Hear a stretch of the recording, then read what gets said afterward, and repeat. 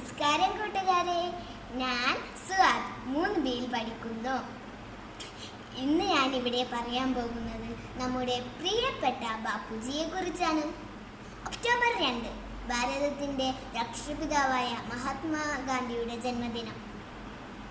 ഈ സുദിനം നാം എല്ലാവരും ഗാന്ധി ജയന്തി ദിനമായി ആഘോഷിക്കുന്നു.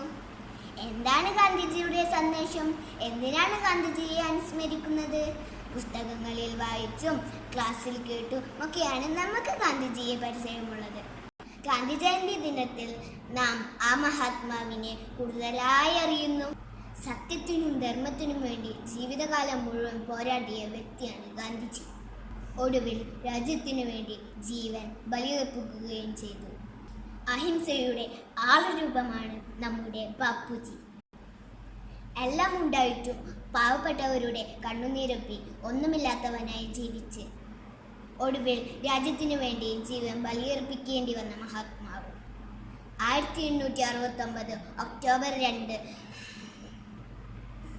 ഗുജറാത്തിലെ പോർബന്ദർ ജില്ലയിലെ സുദാമാപുരിയിലാണ് ഗാന്ധിജി ജനിച്ചത്. പിതാവ് കരംചന്ദ് ഗാന്ധി, മാതാവ് പുത്ലിബായി. യഥാർത്ഥ പേര് മോഹൻദാസ് കരംചന്ദ് ഗാന്ധി.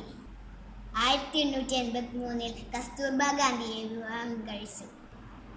ഏറ്റവും കഠിനമായ പ്രതിസന്ധി ഘട്ടങ്ങളിലും സത്യം, അഹിംസ എന്ന മൂല്യങ്ങളിൽ അടിയുറച്ച് പ്രവർത്തിക്കാനും അത് ജീവിതചര്യയാക്കി മാറ്റാനും ഗാന്ധിജി ശ്രദ്ധിച്ചിരുന്നു.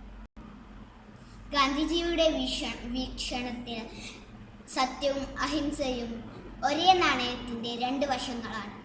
അഹിംസ എന്നാൽ മറ്റൊരുവനെ ദോഷം ചെയ്യാതിരിക്കൽ മാത്രമല്ല, തന്നോട് തെറ്റ് ചെയ്തവനോട് ക്ഷമിക്കാനുള്ള സന്നദ്ധതയും കൂടിയാണ്. അദ്ദേഹം തൻ്റെ ആത്മകഥയ്ക്ക്